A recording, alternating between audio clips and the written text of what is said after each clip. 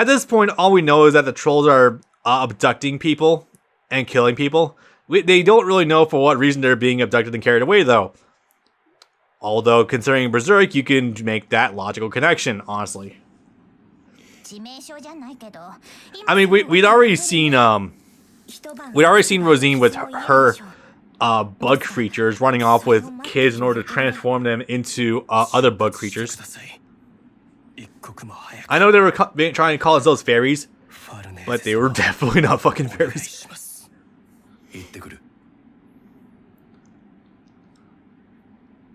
That raw visual of Guts covering himself with a weird, like, pregnant juice and the gross mutational, like, innards of a kid being dropped on him to put out a fire. The fucking Lost Children arc is metal as fuck. God damn. Okay, let's see.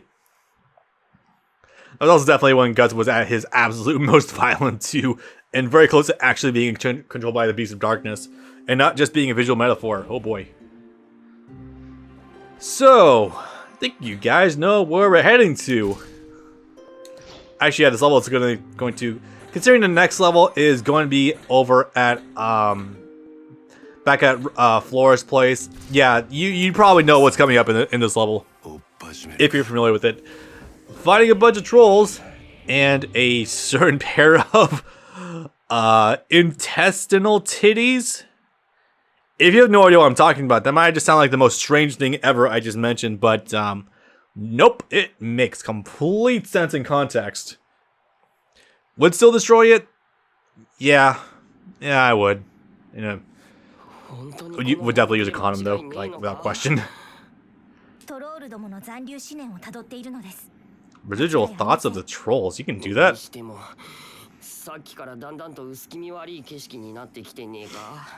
Yes, indeed. Oh yeah, this is also the first time all these characters are exploring deeper layers of the astral world. Oh shit.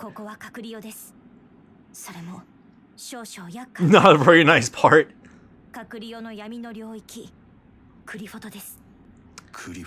So how you managed to get such a direct line of access to Kleepoth is beyond me.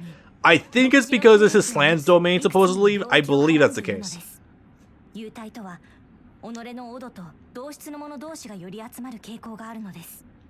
Right, so obviously, if you're not familiar with what Kleepoth is, yeah, essentially it is one of the darker layers of, not necessarily deeper layers of the astral world, but it's certainly pretty deep.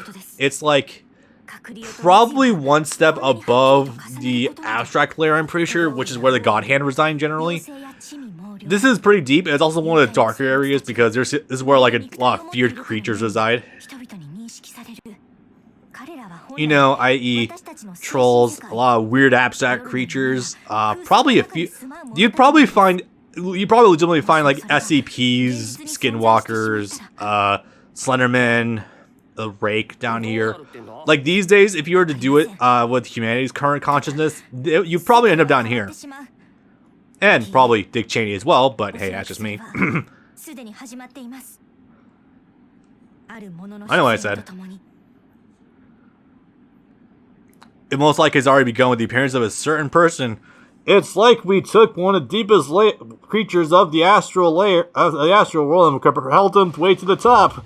It's like it's unstable or something. Okay, so let's go ahead and do the usual buying stuff. Oh, one thing I do want to mention. This quartz item thing, I think this might be a reference to the Fantasia arc, because after the Great Spirit Tree appears, I think that was the name, Astral Tree, it's something, the wiki's gonna correct me there, I know that for a fact, but a bunch of these like weird wing rock things start jutting out of the ground around where Falconia pops out. So I think this might be a reference to that. Maybe, like these are like the rocks you'd find like jutting out of the ground. Because by the time this game came out, we were definitely past the roar of the astral world. I cannot say roar very well, sorry about that, it's my slur. Ugh. But I think this might be a reference to it. Pretty sure about that. Okay.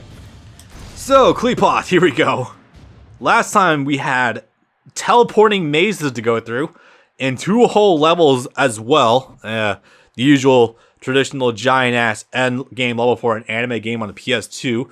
Hi, Edo Castle and Samurai Champloo Sidetracked. How are you doing today? Ugh, God. But luckily, this is pretty fine. Oh, we got Fog of War as well. Hell yeah. So this, however, is a pretty fun interactive level. Well, I say fun in a loose term. It's actually not a bad level. This is kind of cool. You have... Okay, so there's nothing really stopping you from going to go just confront all the trolls, but there is some, like, sort of Metal Gear Solid elements in this level. Also, I like how, that one other player is actually following Shirokei around. That's kind of cute. I like that. Nice details.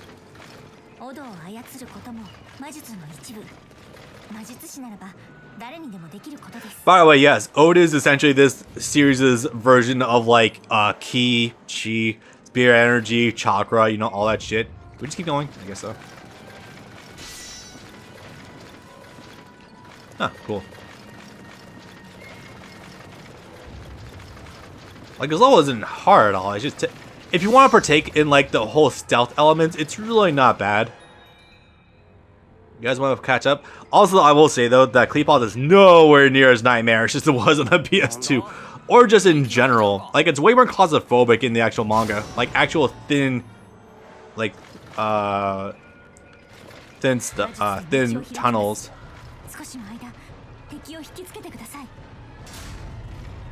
Oh hey, we're actually doing combat. Sweet.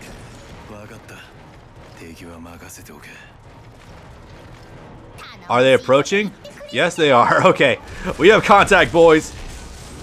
And luckily, it's been long enough that my frenzy gauges are pretty much topped off. Hell yeah. Alright, let's just go ahead and fucking party. Woo! So yeah, just distract them long enough so that way, I want to see if Ichigo actually has a... Oh, okay, they're gone. Fucking bye. What? No, they're not. What are you talking about?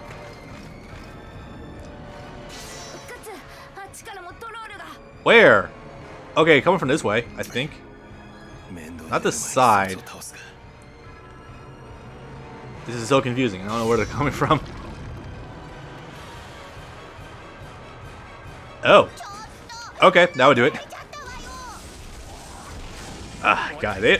Unfortunately, a lot it really is missing here from some of the more fun aspects of the PS2 game with the actual full interactive level. But it is a Warriors game, so I shouldn't be too horribly shocked. It's not like Okay, correction. It's not like Warriors games have been really involved in level design since until Pirate Warriors 4, I guess, because all of a sudden, oh hey, we got platforming back for some bizarre reason from Pirate Warriors 1. That's a weird decision. Okay. Thank you, Jump Button, for allowing for that to happen.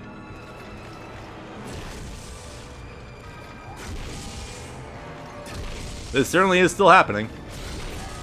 Oops, I didn't want to pop that. Ah, whatever. Actually, just use hand cannon. Kinda. It's unfortunate how the cannon is only really useful for just clearing out some smaller enemies in front of you with a one-shot. It's not like a huge... This game really should have, like... Okay, and this is with, like, my max tech... Okay, not quite max technique guts, but it's like 3 points shy of being max with 996. It really should scale more heavily with your technique and your attack stats, so that way you can legitimately nearly one-shot enemies with the cannon. I mean, maybe that's a controversial take. I choose to believe it's not. But like, okay. There's one thing I've definitely also realized from this little Berserk marathon is that the sub-weapons also just have general, like, varying levels of actual usefulness throughout the games. Like, they were completely garbage in the sort of Berserk game unless you use the arm cannon, because it made sense. It had a lot of damage, but explosives did nothing. Crossbow is horrible to aim. Throwing knives did literally nothing. Literally nothing. But and then the PS2 game actually fixed that a little bit, because you could use the arm cannon as a counter to enemies. The crossbow had much better aiming. The throwing knives always stunned enemies and gave you the brand sacrifice mark. And I think I'm missing. Oh yeah, explosives were also a great secondary KO option for enemies. It was amazing. But these days, this game just does not. It's bad. I think it's really mostly because of the fact that they just don't scale whatsoever with your attack stat. Always doesn't seem like it. Oh yeah, I wonder how long did it take for Farnese in order to see the orgy of rape happening right in front of them. Oh, that's bad. Are they getting held up by something? I have no idea. Hello? Okay, they're being distracted by something. Oh, am I going the wrong way? I think I'm going the wrong way, actually. Trolls have found guts in the others. Oh, okay. Yeah, but unfortunately, I don't even know where they fucking are.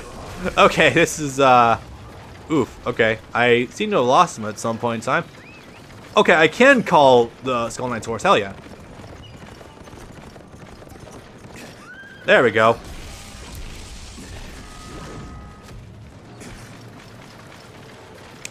And Puck is sticking with the Seadrill. Those two, unfortunately, are really just more of a meme pairing at this point in time. It's because there's too many. Unfortunate side effect of having too many characters on the same party with guts is that older characters are gonna have less things to do. So, yeah.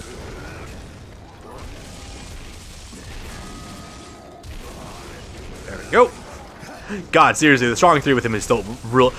I still have not seen any other like great sword wielders in Dynasty Warriors games that live up to fucking guts. Like, holy shit. Okay, so are we done? I dealt with the commanders. No? Okay, guess not. Alright, we're just gonna do that and hopefully we can move on. But yeah, I'm trying my best to actually kill this game in one last recording session because Taylor and I have something to do in the morning that involves a dog. There's a tree down here, I guess, now. Okay. And I really don't want to split this up into 2 more recording sessions. I just want to be done with this game so I can focus on my next projects and so I don't have to spend so much time worrying and researching the story of Berserk anymore. I feel like I know the series inside and out. I've only read the manga fully like 1 time so far. Oh, sweet. Yay. It's like green. Oh yeah, that's the horse, duh. There's a weird barricade? What? Why is there a black barricade right fucking there? I don't get that. Okay. As they're off to do.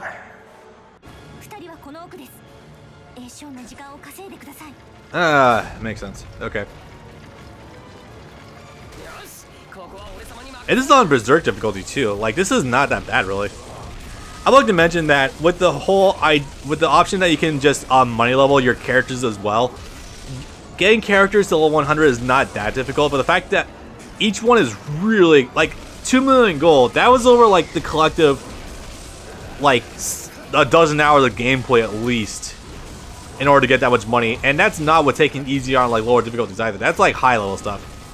So, yeah, it's not theoretically hard to get them to level 100, but it still takes a little bit.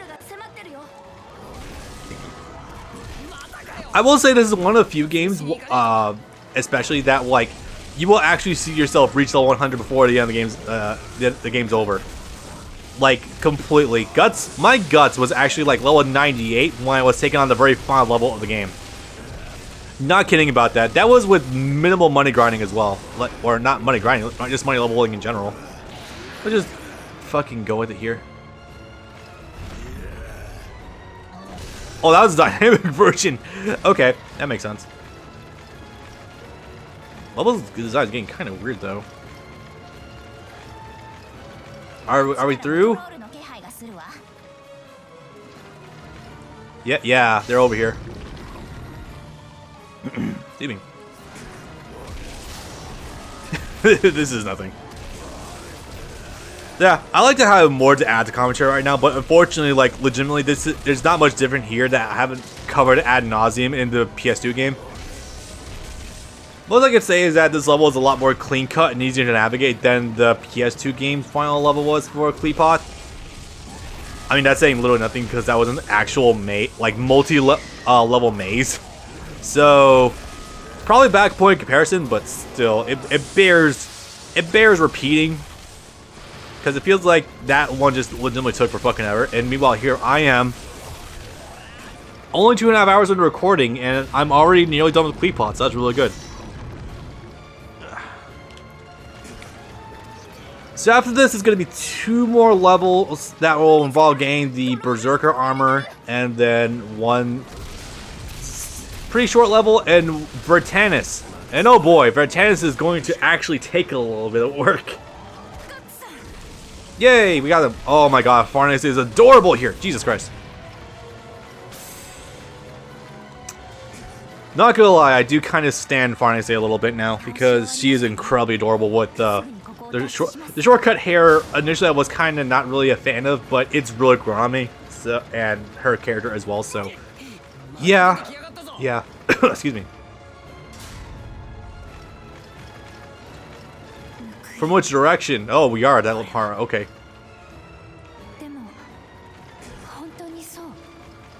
No? Okay, they're up. They are actually up there. Holy shit! Fucking Skull-Knight's horse is approaching me like a bat out of hell. Fuck yeah.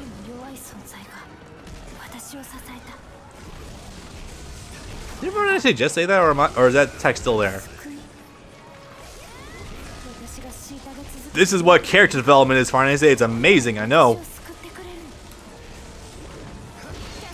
You know, there's a certain character I could think of that similarly experiences and acknowledges the level of uselessness they end up going through and end up doing something about it, acknowledging it. I'm definitely not talking about Sakura and Naruto whatsoever, no.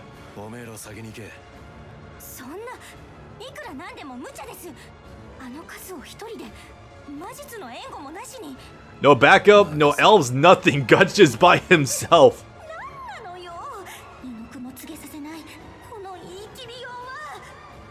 Wow, sure good to have nearly as much injection as is actually happening. Okay.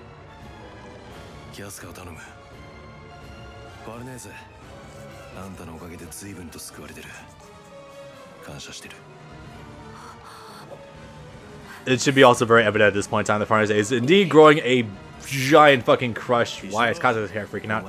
A giant fucking crush on Guts because, I mean, he's a very strong, steadfast individual. So yeah, I support this.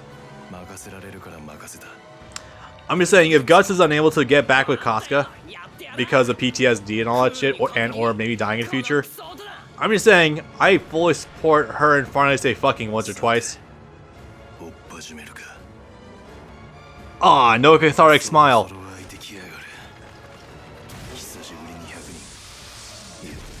Okay, so this is actually a very interesting thing, a little event going on. I've already mentioned this before, of course, like I keep saying, but this is, in essence, the very first time Guts can truly let loose by himself and kill everything around him ever since the events of the Black Swordsman arc.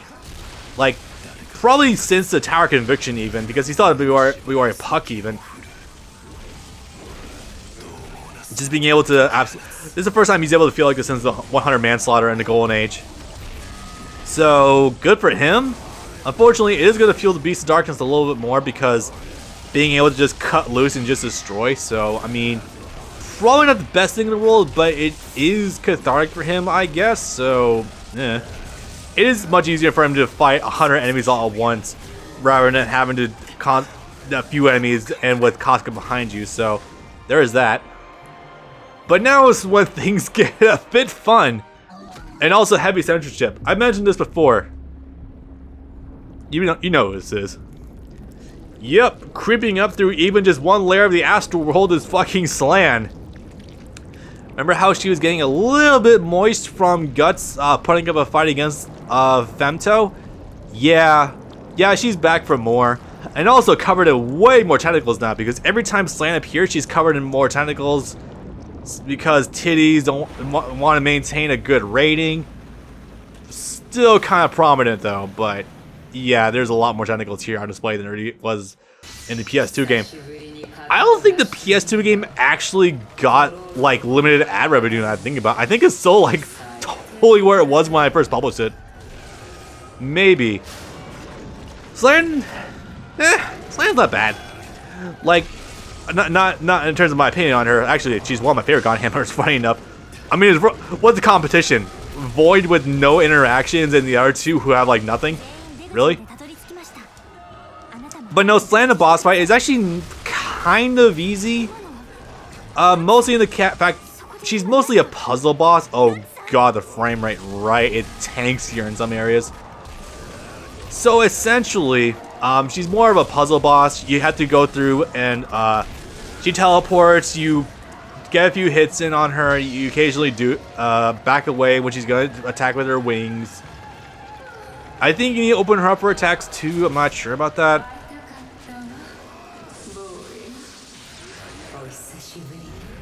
Hot.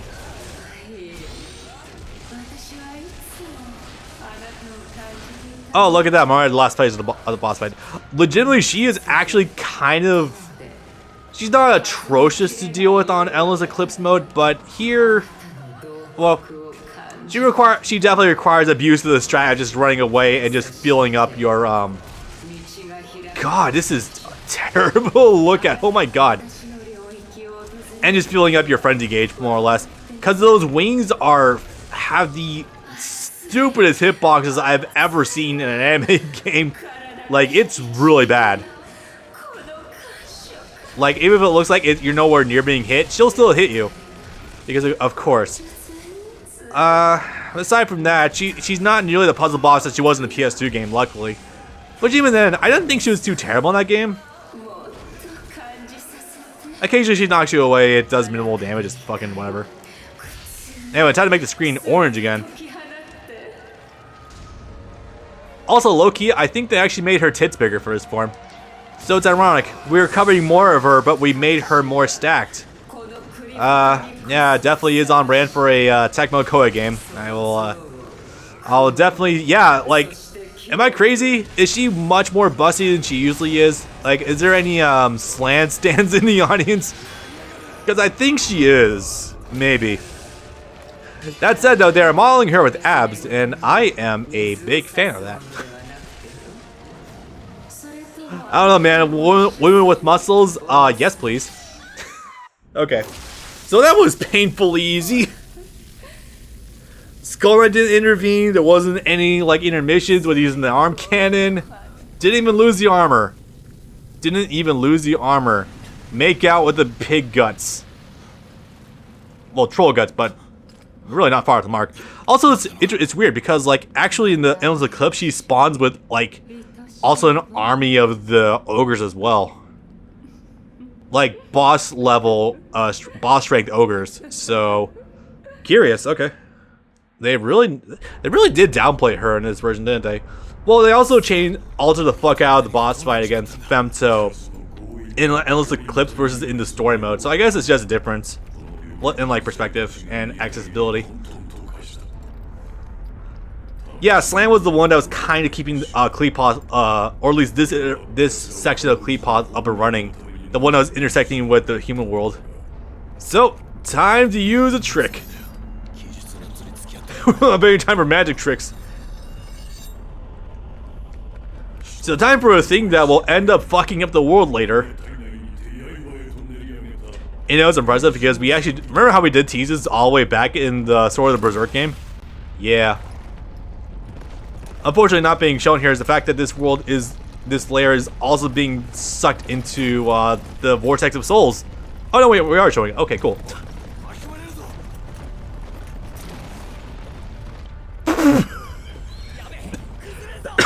That was a clear overlay. Oh my god. How the hell did we get here? So yeah, it's really kind of weird how we are keeping Guts with the Black Swordsman armor, because that means that we have no need to really get the Berserker armor. I mean, obviously we'll still get it anyway, but like, it's weird because that way now we can show the fact that he's kind of bursting at the seams with the wound from Slan, which I guess he didn't also get in this game. Okay. And well, yeah, Kleepos is closed off. No more troll attacks on Enoch Village. Everything worked itself out. Awesome. Or at least for the most part, anyway. 14 minutes. Wow, it actually took a lot longer than I thought it would.